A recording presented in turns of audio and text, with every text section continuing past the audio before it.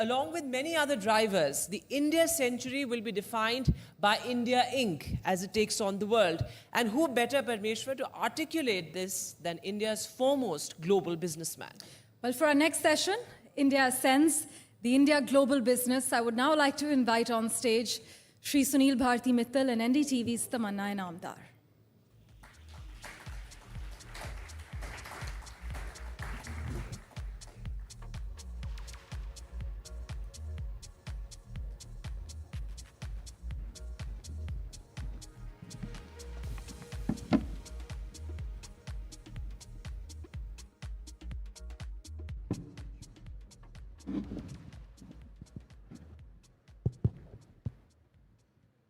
Okay, so Sunil Bharti Mittal has, of course, been the pioneer of bringing the telecom age to India.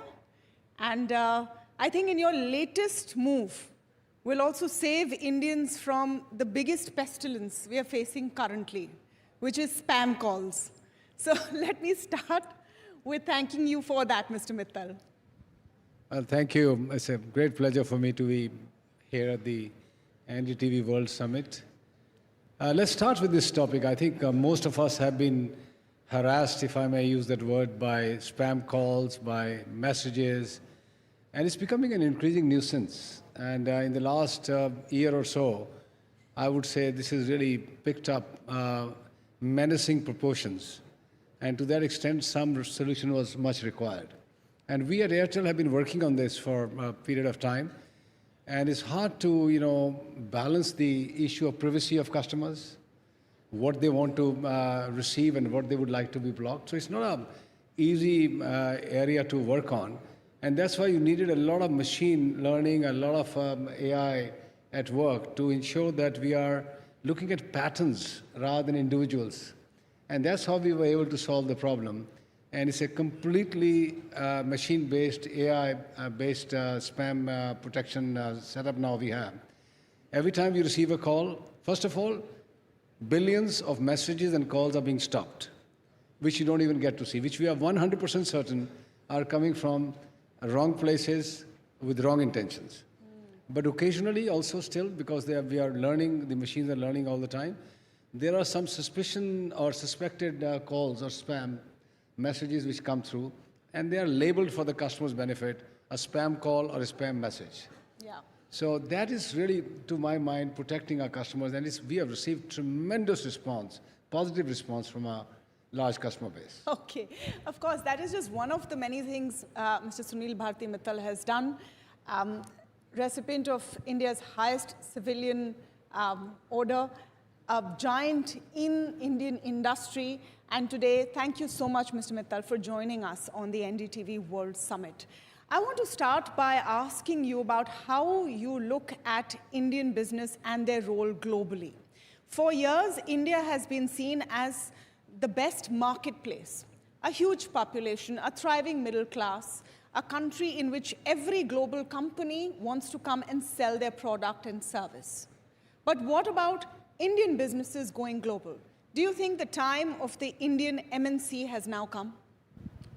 Yeah, indeed. I mean, I grew up in the times of severe shortages and restrictions of importing stuff. Very few aspirational consumer products were being manufactured in India.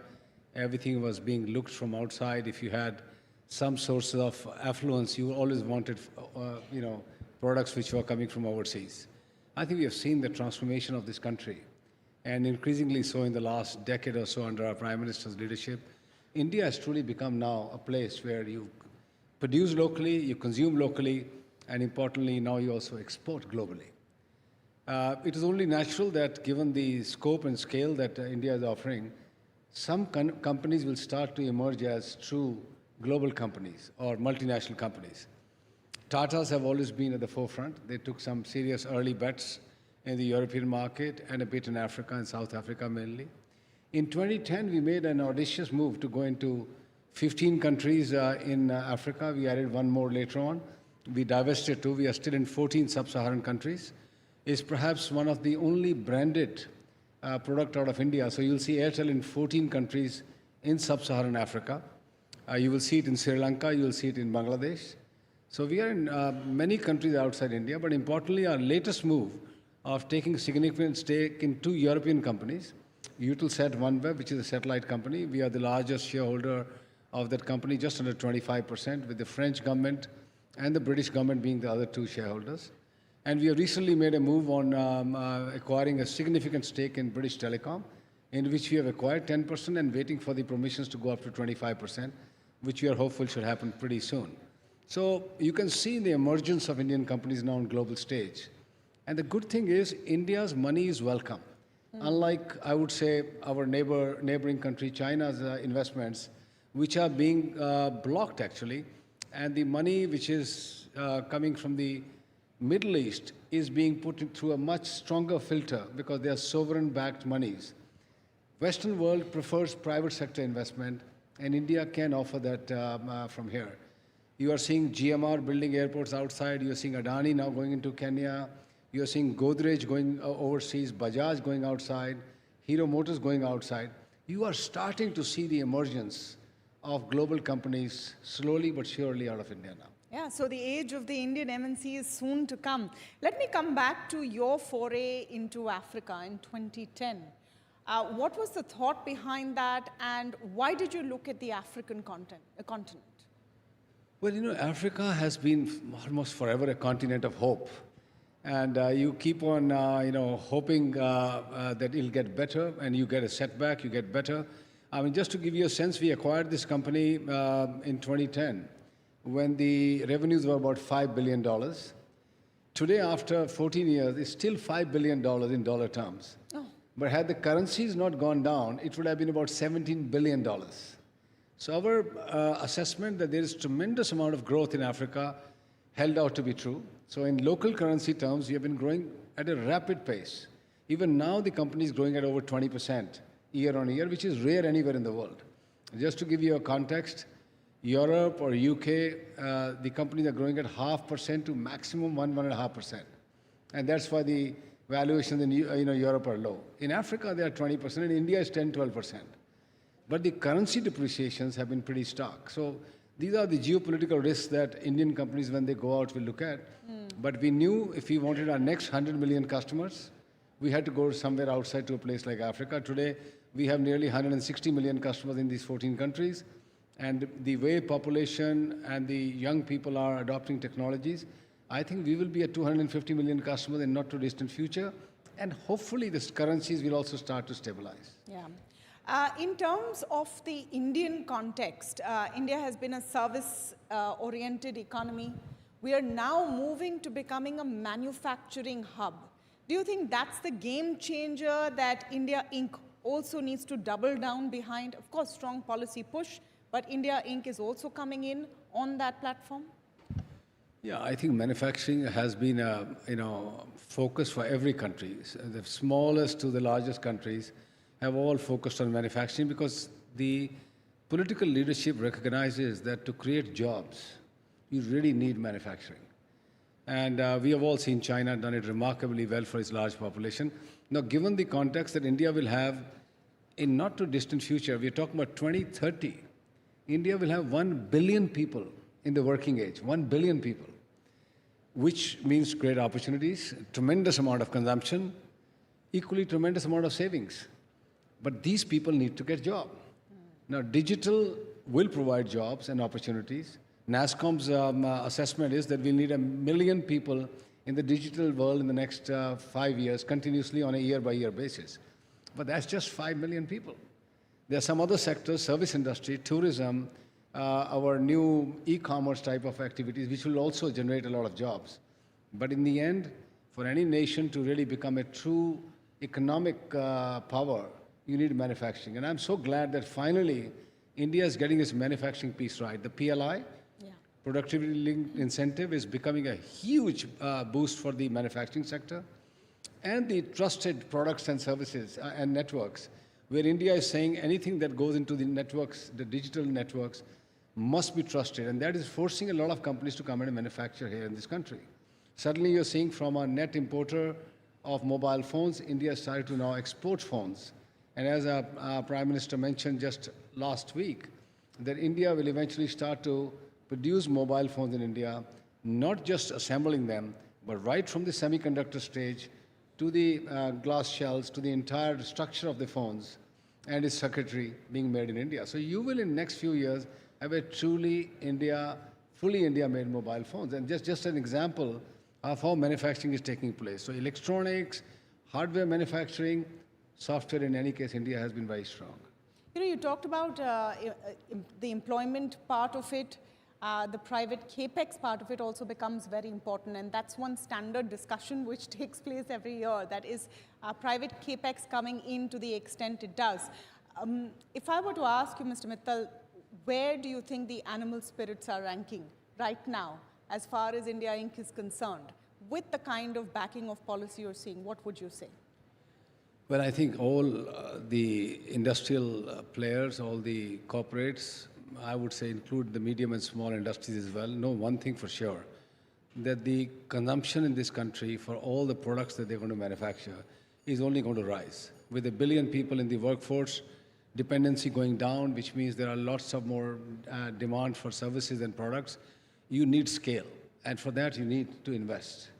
So on one hand, the government of India is encouraging massive investments in infrastructure, fully recognizing that every dollar that goes into infrastructure will yield $2.5, $3 in economic activity. And the private sector, led by, I would say, major industrial companies. My own company spends between 30 and 35,000 crores a year on digital infrastructure creation, whether it's laying up of fiber, putting up more towers, more radios, more satellite nodes, more submarine cables. And similarly, you're seeing the cement, steel, automobiles, new industries like green hydrogen. So people are investing. I mean, large industrial houses are investing.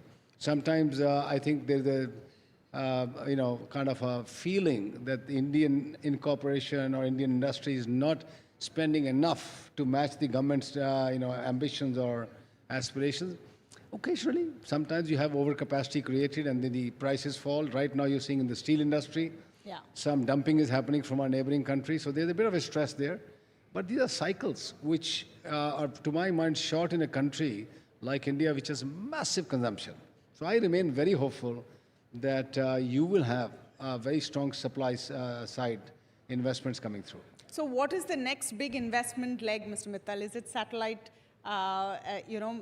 enabled digital push for India? Is that the next big dream for you, what you are seeing?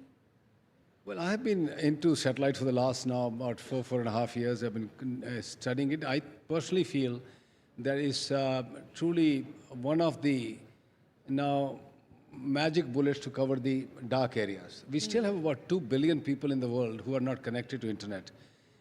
Even in the most advanced countries like US, you have something called RDOF, which was the Rural Development Opportunity Fund created by FCC of $16 billion. I was quite surprised that there are large parts of US which still do not have high-speed broadband. And you can't reach them. It's just physically very difficult. So coming back to our country, the large swaths of Rajasthan desert, it's very hard to cover it by radio telephony.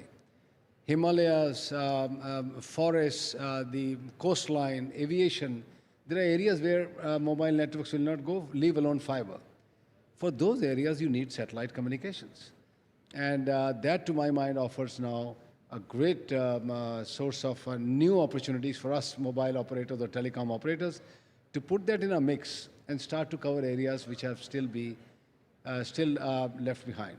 India provides a very high quality signal to 95% of its population. There are 5% of people who don't get internet in the country, and they live in 25% of the area of the country. So it's a very large area with a very small population. The only way to cover that is satellite. Okay, so right now you have roti, kapda, makan, and Wi-Fi have become the needs of the people. You're saying by bringing satellite spectrum into play, you cover this for all of India. Is that the difference that we will see? Yeah, I think this will, right now there's a ground station in Gujarat, in Mehsana, and in Pondicherry. There are 2 ground stations ready to start services. The day government gives us the permission, there will not be a single square inch of this country which will not have a radio coverage. So you just need to raise your hand and be connected. So, I have to ask this question, and it's not about any one company or any one service. But why is it so difficult to have a clear telephone conversation or a mobile phone conversation without being interrupted? While we're talking about 5G, we're talking about satellite, many, many customers constantly complain about everyone. I'm not just pointing out one, that it's so difficult to make a call. How does that change? Well, honestly, I've not heard this in a long time. There was a period of time that their spectrum was less. Spectrum is now in plentiful. Yes, there are still some issues about siting of towers, especially, I would say Lutyens, Delhi is one classic case where putting up towers is a real problem. For companies that spend tens of billions of dollars on spectrum and spends every year $4 to $5 billion, putting up 2,000 sites in Delhi is a piece of cake. You can do it actually in 20 days. The problem is siting of towers. Please don't put up on my home or near my place or in my building, but go into somebody else's place. I mean, that's a real problem. Yeah. Thankfully, the new Telecom Act provides for access to buildings or right of way to put fiber in the hands of the mobile operators. Is it working on the ground? Not fully. NDMC, MCD, all have to be sensitized. State governments have to be sensitized. It's just putting in more infrastructure. But the good news is we have some of our friends here from the US. I was just told by our guest who just spoke before me that he pays $100 a month. And I can tell you the US services are significantly poorer than India. And you spend $2.50 a month here, and you get 60 gigabytes a month. You can't use 60 gigabytes a month. There are, I have to say, we are significantly superior than Europe, UK, US, of course, better than African continent. We are behind Japan, Singapore, Dubai. These are two city-states, and maybe certainly South Korea. These are, to my mind, are role models where the quality of mobile networks is really superior. Advantage, and I must explain this, siting is not a problem because every building is connected with a fiber. All you need to do is go and put up a street furniture, as we call it, a small little antenna in a building, connected to the fiber, and you backhaul it to the radio network. That will take some time here. We just need, as we just heard, urban infrastructure should be a plug and play. I should be able to go and put up on any street lamp a small antenna. Wherever you have a call problem of a call drop or a voice quality, plug it there, put up a small antenna, it's done. It'll take some time. But we are, honestly, I'm telling you, I'm the biggest, or rather the chief complaint officer of my company. There's a person sitting in my car. Whenever the call is not going through well, he makes a note. By the evening, we try to resolve it. There's not a single dinner I go to where somebody tells me, my phone is not working in my third basement. Third basement. I'm saying, you pay me $2.50, okay, I'll still attempt to do it. I mostly get to the second basement, I can tell you, but sometimes I don't get to the third basement. Sir, just talking about the $2.50, tariff hikes were taken, but do we need more? After that, we are at $2.50 after the tariff hike. So you can imagine what we have been suffering for a long time. Ideally, $5, not 50 or 100. But that is where we need to get to buy more spectrum, put more investment in infrastructure. I am telling you, we heard our Honorable Prime Minister this morning, this country's future is resting on digital infrastructure. Yes. The wonderful DPI that the Prime Minister spoke about today is truly a gift to every citizen of this nation, and hopefully that can be lifted and shifted to Africa and other developing countries. UPI, direct benefit transfers, Aadhaar-based identification, all this is creating wonderful magic. Just imagine these phones in the hands of villagers who are connected to the world now on high-speed data, paying a very small amount of money.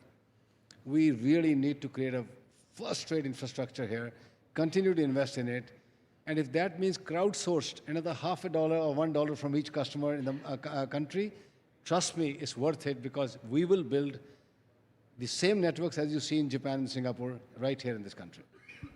How does that happen then? How do you think $2.50 will go to $5? Is the appetite there? I think the last tariff hike was well taken. Do you see more coming anytime soon? So at some point in time, my view is yes, because in the end, current ARPUs are lower than 2016. Add to that all the inflation of electricity, fuel prices, compensation salaries, just basically cost of running any business.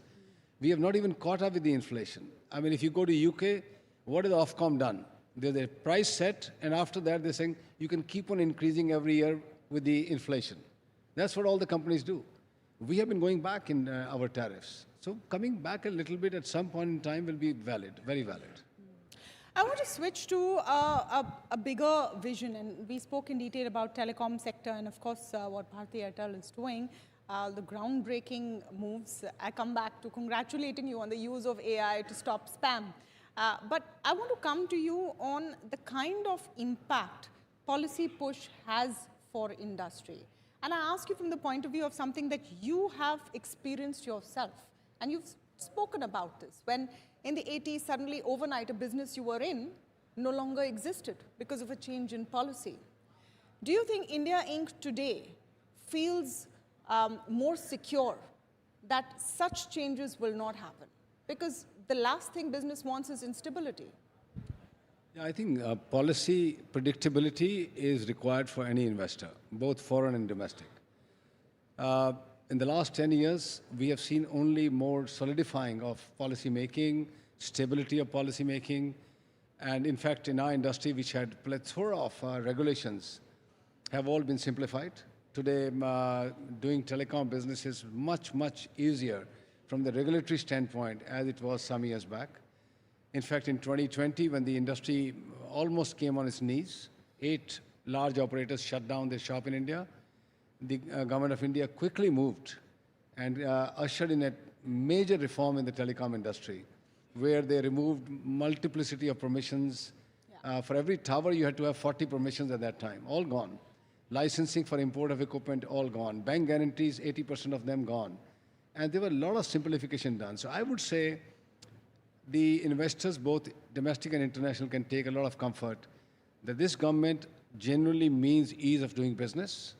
And for that, one of the pillars is policy predictability, which we are seeing strengthening year by year. You talked about a time when there were 8 telecom players. We're down to 3 now. I'm very tempted to ask you, Mr. Mittal, do we need 3? Yeah, I have always maintained that. For a large country like India, 3 private sector plus 1 public sector is the right structure of the industry in the marketplace, and I hope it stays that way. Yeah. I want to come to you on the bit about AI, and we touched about it briefly in the context of one scheme. But AI is a very controversial sort of a movement. There are those that believe it can do more harm than good, and those who believe in its power. I was wondering how you see use cases in India, and how do you use them in your own business? Well, any technology, when it's brought in, has its pluses and minuses. AI is now a reality. It's been going on for a long period of time. Without us knowing, AI was at work behind the scene on our mobile phones, looking at our patterns of spending, our movements, our travel, our sites that we visit. And it was trying to do a lot of stuff at the background without us knowing. Now, what you see is AI right in front and center of yourself. More importantly, the advent of generative AI and the AGI is coming through. Now, the world going forward, which I would say we will see the early signs of it, and our children will see a lot more of that. They live in that universe. AI is going to be one of the most important drivers of the world's economies, of the world's politics, geopolitics, stresses amongst nations in the world. AI is going to be at the forefront. AI-led efficiencies that are being brought into the companies will have its challenges for certain workforce, but new job opportunities will be created. Will there be misuse of AI? Certainly there will be. We will have to be more vigilant, just on this, as we do it for cybersecurity. AI will pose new challenges. AI will need to be looked through the lens of the regulators as well from time to time. Nation states will have to build guardrails. I can give you one personal example. Just not too long ago, one of my senior finance persons in Dubai, which handles our Africa headquarters, got a call in my voice, my tone, directing for a money transfer, a fairly large amount of money. And he was sensible. He immediately realized that I wouldn't call anybody in my company to make that kind of a deal. But when I heard that voice recording, I was quite stunned. It was perfectly articulated as I would speak, and anybody who would have not been vigilant may have done something about it. That's incredible. And so you will have now. Did you track down where it came from? Was it possible to do that? We put our complaints and all to the police and all that, but I'm sure this is now a daily routine. One will have to be vigilant. Tomorrow you will see not just a voice, you will probably see your digital signatures, you will see your face on a Zoom call. All these things will have to be protected. I mean, we'll have to protect our societies from the evils of AI. And yet we have to use the goodness of AI, because those companies, nations that will not adopt AI will be left behind. So this is a conundrum for every time you get a new technology into place. There are pluses and minuses. I remain very optimistic about the benefit of AI that the human race will achieve and be able to do jobs which are otherwise very difficult to perform. What is the use case you have found for AI in your businesses, and have you found it replacing human jobs in any of the functions? For example, customer complaint, etc.? Yeah, I would say routine, mundane, repetitive jobs are certainly going to be under straight threat. And we are already seeing in our company, we are making huge efficiencies through the adoption of AI, which means reduction of people. But equally, new jobs are coming through. To what extent, if I may ask, reduction of people? It depends. I mean, in the call center, as you said, there's going to be a big change. In our workforce management, there's going to be a big change. I mean, just go back in time. I mean, just 10 years back, every time a customer had to be onboarded onto a mobile phone, there was a physical form to be filled up. Yes. There were runners on scooters and motorbikes who would take those forms to a different center. From there, they would fax into another place. I mean, in 10 years' time, I mean, that it seems like a joke today, you see. Similarly, you'll go 10 years forward, some of these repetitive jobs will disappear. But have we suffered on account of the earlier adoption of electronic medium? We have not. We've added more jobs in different spaces, different parts. So I remain hopeful. There'll be new ideas, new thoughts that'll come through, which will create new businesses and new jobs. What, in your view, is the next groundbreaking innovation that is going to come from India and make an impact on a global scale, Mr. Mittal? We are very good at adopting global technology. We do it at a lower cost. We're known for that. But what do you think is the innovation that will now come from here as we move into India's century? I think India, because of, again, it's a very large workforce which is developing here, right here, we will be serving the world right from here. And I heard our Commerce Minister talking about gone are the times when we were clamoring from H-1B visas. We'll do a lot of stuff from here because now the digital world allows you, now the AI allows you to actually serve the globe right here from India without displacing people. And our frugal innovations in the area of especially digital field and also biosciences is going to serve the world. So DPI, for example, I think the whole world, especially the global south, is clamoring now to pick up India's DPI, make them fit for their own countries, and start to launch it there. India will have tremendous amount of work coming through for intermediate companies, software companies, system integrators who will go and put up these DPI stacks in country after country in Africa and many other parts of the world. Similarly, our health and biosciences, I think that frugal innovation that is happening here, where the cost of medicine, the cost of healthcare will be lowered for the entire globe, will also be here. Last, I would say, India, despite being a developing nation, has been at the forefront of space technology. We make our own rockets, we launch our own rockets, we make our own satellites. Yes. I think that's another area where India will take a pole position. And just last question to you, Mr. Mittal, because I know you're on a tight schedule. What is exciting Sunil Mittal now? What is the next project or the next interesting idea that has you excited about getting up every day? Well, I think we started with that. We need to take India to the globe. We have to showcase the Indian work culture, the Indian ethos, India's commitment. And I think that's what I am currently busy with. We are expanding in, Airtel into, or the Bharti Enterprises into the global markets. We are moving into the UK. We will look at other opportunities around the globe and take the best from India and showcase it across the globe. So you're truly taking the Indian business ethos global. Thank you so much, Mr. Mittal, for joining with us.